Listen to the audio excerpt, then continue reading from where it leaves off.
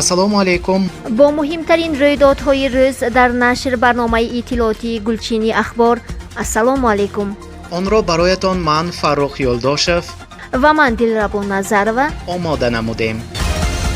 комиссияи ҷумҳуриятӣ бо ҳокимони вилоятҳо дар муддати як рӯз тоифаи ҳудудҳое ки вазъияти эпидемиологӣ бад шуданд аз нав дида бароянд ва дар бораи пурзор кардани чораҳои карантин таклифҳо пешниҳод кунанд. вазорати тандурустӣ дар ҳудудҳои сурх ва зард миқдори гирифтани тестҳои ҳаррӯзаро бояд зиёд кунад. президент роҷеъ ба пурзор кардани чораҳои карантин дар баъзе ҳудудҳо супориш дод.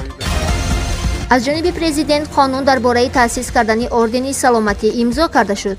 мувофиқи он бо ордени саломатлик шаҳрвандони Ӯзбекистон барои хизматҳои барҷаста дар рушди соҳаи тандурустӣ дар кишвар, беҳтар намудани саломатии аҳолӣ ва таҳкими ҳамкориҳои байналхалқӣ дар ин соҳа мукофотонида мешаванд. шаҳрвандони хориҷӣ ва шахсони бешаҳрванд низ метавонанд бо орден сарафроз гарданд. ордени саломатлик аз ду дараҷа иборат аст. мукофот аз рӯи қоида бо тартиби зерин: аввал дараҷаи 2, сипас баъди на камтар аз 3 сол бо дараҷаи 1 тақдиронида мешавад. ба шахсоне ки бо ордени саломатлики дараҷаи 1 сарфароз шуданд ба миқдори 30 маротиба музди аққали меҳнат, ба онҳое ки ба ордени дараҷаи 2 сарафроз гаштанд ба миқдори 25 маротиба музди аққали меҳнат ба сифати мукофоти яквақтаи пулӣ дода мешавад.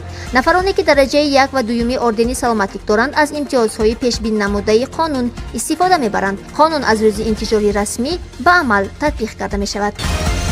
президенти ҷумҳурияти Ӯзбекистон ба фармон дар бораи таъсис додани нишони сарисинагии меҳр саховат имзо гузошт. бо фармон барои тақдир намудани шаҳрвандони ёрии беғарази ҳомигӣ нишон дода истода нишони сарисинагии меҳр саховат таъсис гардид. қарори президенти ҷумҳурияти Ӯзбекистон аз 19 майи соли ҷорӣ дар бораи чорабиниҳо оид ба пурзор намудани корҳои сохтмони биноҳои бисёр ошёна дар ҳудудҳо қабул гардид.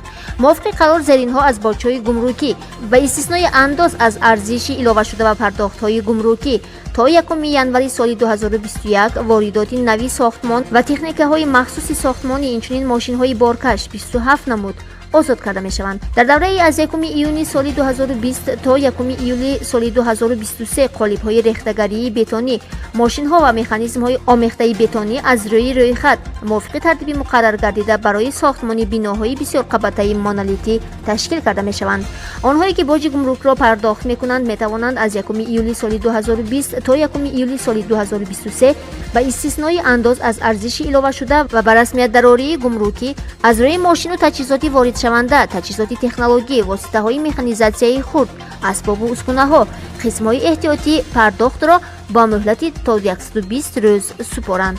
хизмати матбуоти садорати боҷхонаи вилояти Самарқанд.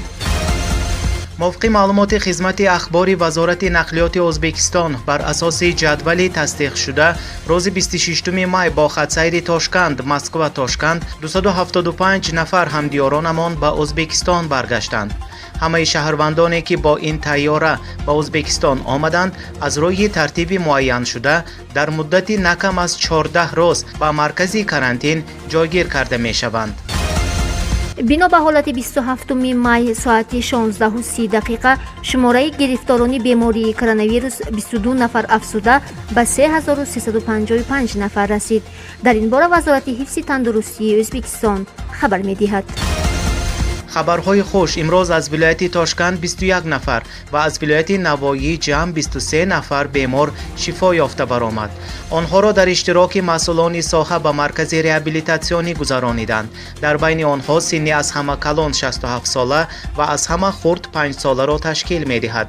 онҳо ҳангоми мулоқот ин дардро ба худ сироят карданд. ҳамин тавр имрӯз то соати 17 шумораи шифоёфтагон дар миқёси мамлакатамон ба 2659 нафар расид. имрӯз дар ноҳияи ҷонбой бо иштироки ҳокими вилоят Эркинҷон Турдимов муаррифии лоиҳаҳои ба нақша гирифташуда оид ба кишти картошка дар заминҳои холӣ гузаронида шуд. тибқи иттилои хадамоти иттилоотии маъмурияти вилоят дар муаррифии намояндагони ноҳияҳои ҷонбой, булунғур, тайлоқ, ургут ва оқдарё ширкат доранд. масъалаҳои атрофи майдонҳои кишти картошка, ҷойгиркунии хоҷагиҳо, ҳосили тухмӣ, нав ва ҳосилнокӣ дар минтақаҳо баррасӣ гардиданд. کمک‌های بشردوستانه از ناحیه اورگود و ناحیه پنجکент ولایت سوخت جمهوری تاجیکستان موافق نشانداد حاکم ولایت سمرقند ارکینجان توردیموف فرستانیده شد. نه اینکه خلق برای اداره‌های دولت بلکه اداره‌های دولت باید که برای خلق خدمت کند. زیر این شعار امروزها خادمان خدمت‌های دولتی با راهبری حاکم ولایت در جایها شده با معمای مردم از نزدیک شناس می‌شوند. موضوعی که این مراتبه آنها را میزبانی کرد شورای شهروندان محله میرزا باغلان چپی ناحیه اورگود بود. متصدیان با راهبری حاکم ولایت به این موضع آمده با ساکنان این محله یعنی دهه‌های میرزا باغلان و چپ از نزدیک صحبت آراسته با درد و معماهای آنها از نزدیک شناس شدند و راه‌های حل و فصل معماها جستجو کرده شد. به صفت معلومات گفتن ممکن است که این دو دهه‌های از همه کلان به حساب رفته در دهه میرزا باغلان 4790 نفر و در دهه چپ باشد 6350 نفر شهروند زندگی می‌کند. راهی بین محله‌های جرقشلاق و دشت آباد ناحیه سمرقند حالا چنان ویران و تعمیر طلب شده است که نه تنها گشتن نقلیات بلکه حرکت پیاده‌گردان هم دشوار است. بعضی جایهای این راه قوطی تخمانک را به خاطر می آورد. راننده‌ها برای با راهی هموارتری کوچه گذشتن گاه از این کناری راه و گاه با طرف دیگری راه ماشین می‌رانند که این حالت‌های خوفناک را به میان می‌آورد. یکی از فعالان محله جرقشلاق محمود جمعیف هنگام صحبت قید کرد که عایدی تعمیر و از نوسازی این راه بارها به حاکمیت ناحیه و راهسازان مراجعت کردند اما تا حال مراجعت آنها در روی کاغذ می‌ماند. ساکن محله دشت آباد قیام قیوموف هم از ناسازی این راه شکایت کرد. وی گفت که این معما را راهبران حاکمیتی ناحیه و کارخانه اونیتری فایده بری راههای ناحیه سمرقند می‌دانند و مراجعت‌های ما باشد تا حال وعده می‌دهند. از روی وعدهشان پارسال میبایست این کار به جا آورده شود. بعد گفتند که در کوارتل یکم سال 2020 تعمیر می‌کنند ولی نیم ساله یکم سال به آخر می‌رسد و از اجرای وعده آنها همان درکی نیست.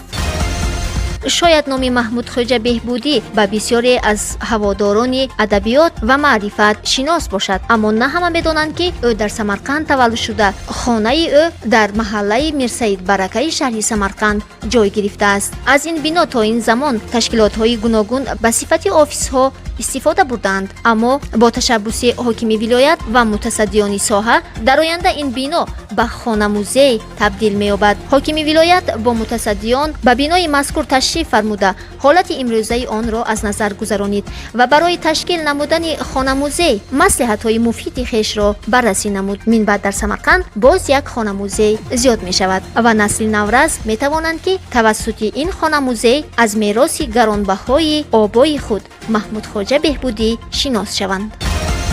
در ترکیه آغاز از سنه 11 ایول به گذرانیدن توی و تنتنه‌های عائلوی رخصت داده می شود.